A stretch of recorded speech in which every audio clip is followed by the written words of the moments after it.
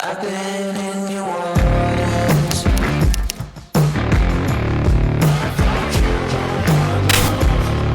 Looking for sure. I've never been so close before. It's one way or the other.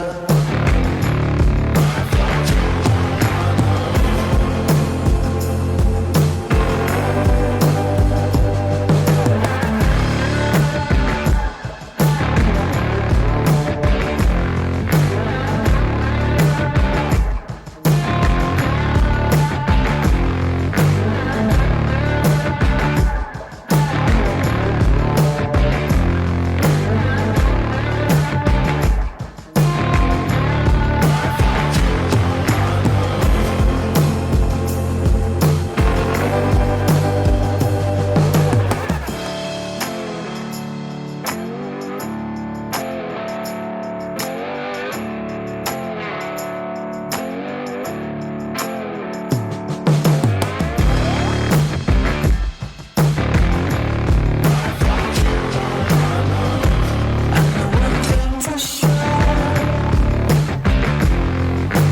I've never been so close before.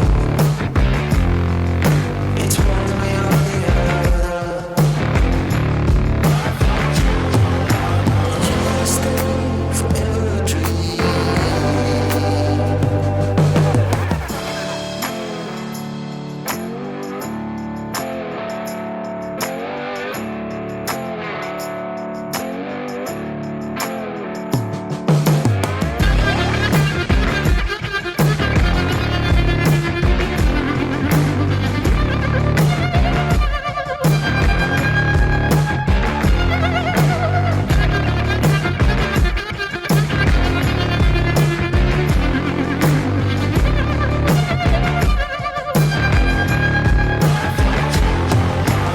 You stay forever a dream.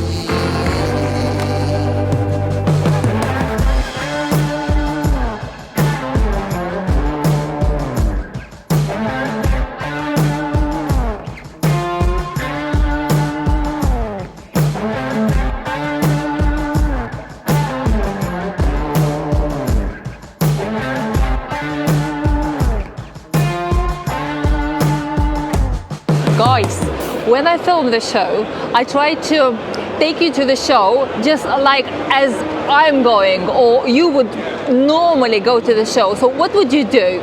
You would normally just try to look at every single bike and maybe chat with some builders, and not necessarily it will be builders from the best bikes or the bikes that you liked the most. It will be builders that you will happen to find next to the motorcycle, and you will end up chatting with them about the bikes that they built, and then you realize that it is a lot more in every single build than you initially thought it will be. And that's what I found and discovered. And I found every single builder extremely inspirational and extremely interesting to talk to, and I hope that you're enjoying those interviews too. I put the music on the bike videos because normally when you walk around the show, you don't have somebody like me talking into the air and commenting on every single bike, and I don't want you to have that, and I don't want to do that. I don't want to disturb your own thoughts when you are looking at the bikes and getting inspired and admiring every single build that it is at the show.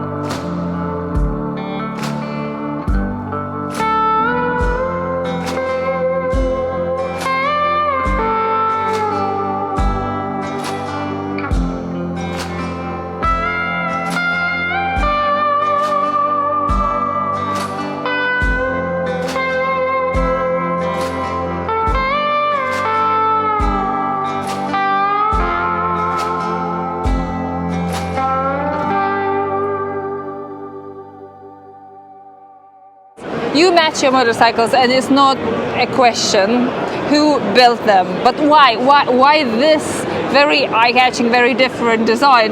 What inspired you, and overall like your style as well as motorcycles? The style is all steampunk, and my friends are building custom bikes, and I weren't interested in the custom bikes I'd seen. And then one year we took a ride out and ended up at Lincoln, and it was Lincoln Steampunk Asylum. So we sat drinking, looking at the bikes, well, looking at the people with steampunk outfits on, and I thought, I've never seen this before on a bike, and that's how it came about. So you built two. Which one was first? Katonsky, the one over there was first. I finished that, I think, 2018. It took me 18 months to build that one. It's a Kawasaki KZ440 underneath everything, and then lots of brass on top of it. Lots of brass. And who builds all the parts for you? Do you yourself? The parts are genuine antique. The lamps are early 1900 Joseph Lucas acetylene carbide lamps. The headlight is a French projection lamp, acetylene carbide, and then other parts have been made, or some parts have been purchased off eBay, and they look older than they are. Yeah. So majority of the parts you try to purchase old and antique and fit it in on the motorcycle. What is your background? How you manage to fit all these odd parts on the bike and make them functional as well? I used to be a science teacher.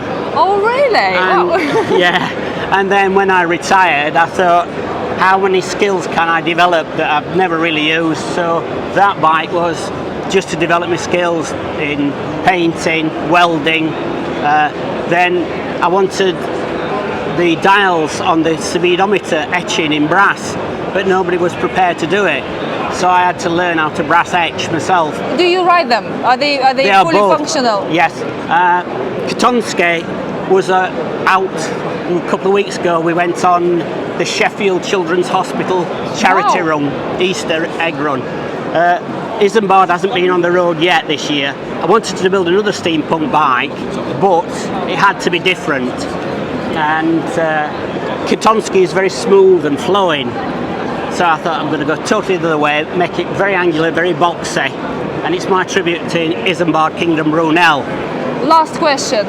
What is one thing you are the most proud of on your bikes? The thing that I'm most proud of is an emotion, because as people come up, it starts them smiling, and they look at it, and it doesn't matter if they're bikers or if they're just general members of the public, they look at them and they start smiling.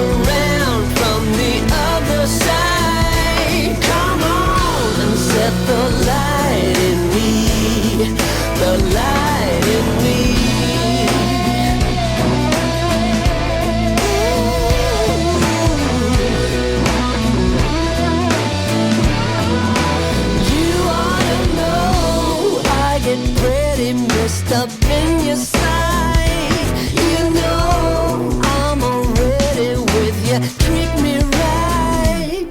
No, I'm as steady as a shaking light. You know it's real. You know it's real. Can see the bright from the sky in the morning light. Light from the sky burns, and you see me come around from the other side. Come on and set the light in me, the light in me.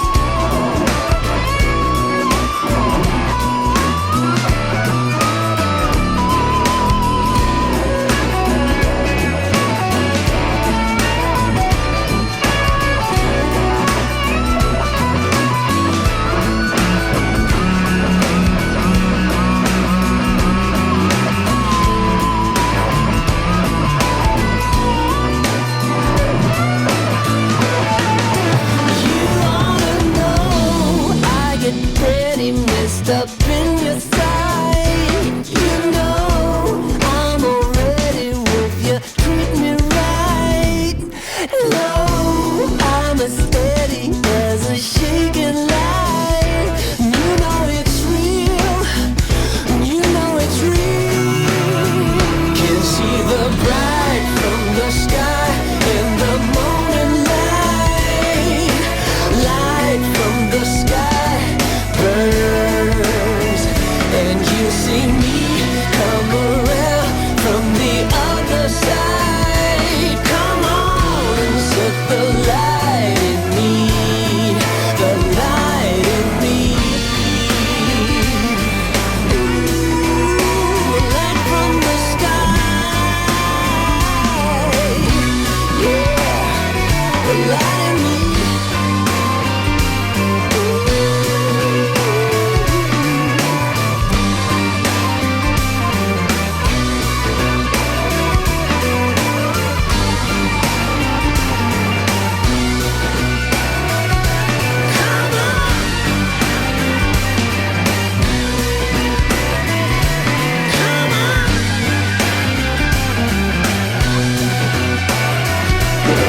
And now I called another builder who built this yellow Dyna-based Harley Davidson, and one for his wife for her 60th birthday. Can you take us through your build? Why, Sure. how, everything? Very happy to.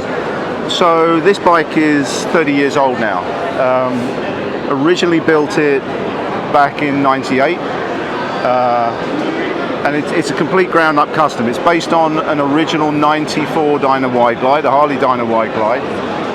And when we were talking earlier, you were saying, you know, what is it that drives you to a particular style or a particular way of building a bike? Well, back in the 90s, this style was really popular, the Pro Street lowrider look. And everything is modified. There's nothing that's standard on here.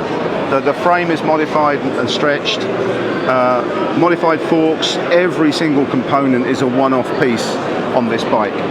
A lot of the tinware, so like the mud guards and the tank, the frame, they were all built in conjunction with another company that's got another bike here, P&D Custom Bikes down on the south coast. But this bike I sold in 2002 and never saw it again for 15 years. And believe it or not, it turned up on eBay. Wow, and you bought it back? And I bought it back. It had been in storage for 13 years. And Wow. the person who owned it hadn't ridden it for 13 years. It was down in France, and because it had been in storage, it was in a mess. It was in a real mess. So I bought it back and, in effect, restored it back to the way it is. So the bike as it is now has got a lot of the original components, a lot of the original parts, but I've updated a lot of parts and kept the overall style of the bike but I've upgraded some things so that they're more modern and more efficient. So that's the bike. It's kind of the love. My wife is the love of my life, but the second love of my life is this bike.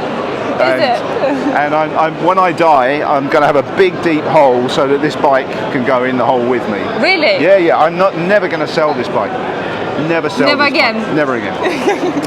And it's inspired me to build the orange bike, which is a 99 Fat Boy, for my wife too. And again, it's an old bike. It's a 25-year-old bike, but it's this engine combination that we love. It's analog. It's not computerized like modern Harleys. Yes, you know, yes. it's an easy motor to work on, and that's what I love about these bikes.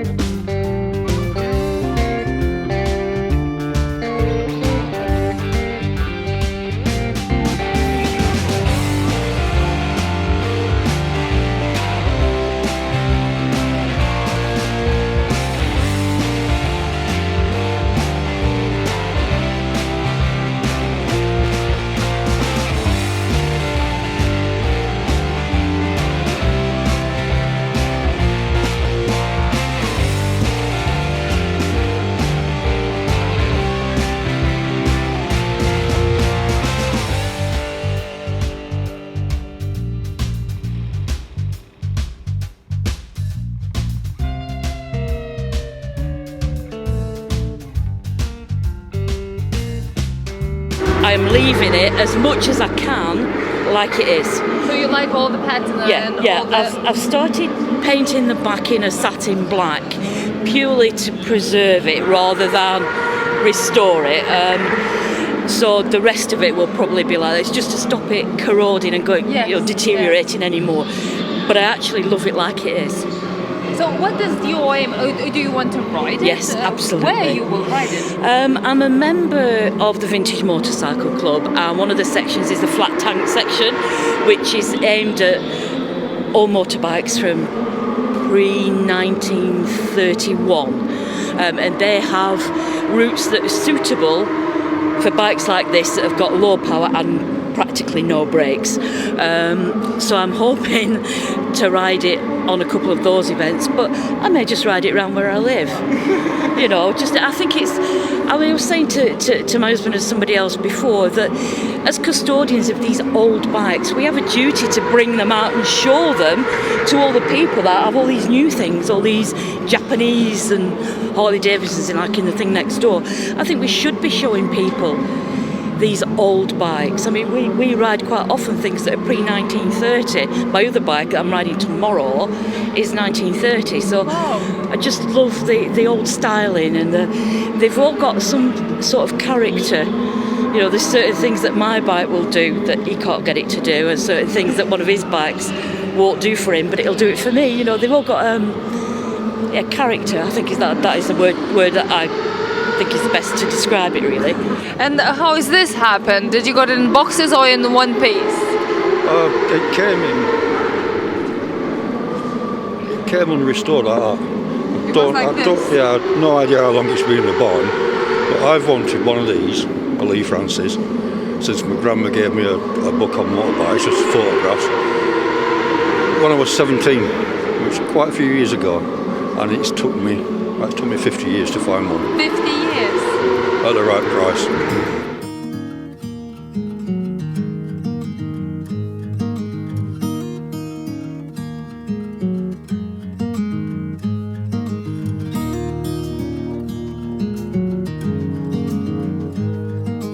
Do you do all your own restoration of them? Yeah, How do you have all the knowledge? try. You pick it up as you go along. If someone puts something together once, somebody else can do it again. It keeps your mind active, because you sit in the shed looking at something and work out what the problem is.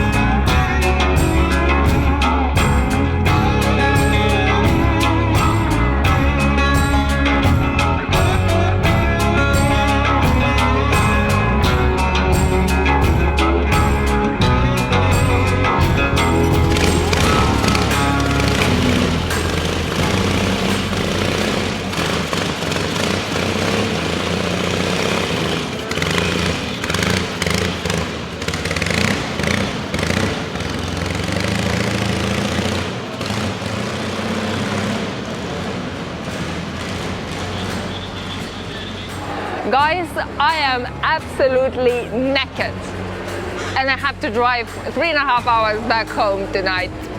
But it's been an amazing show. So many bikes, so many different builders, so many amazing conversations, a lot of inspiration. I hope that you found those videos, both of them, very inspiring. That's it for today, and I'll see you on the next one.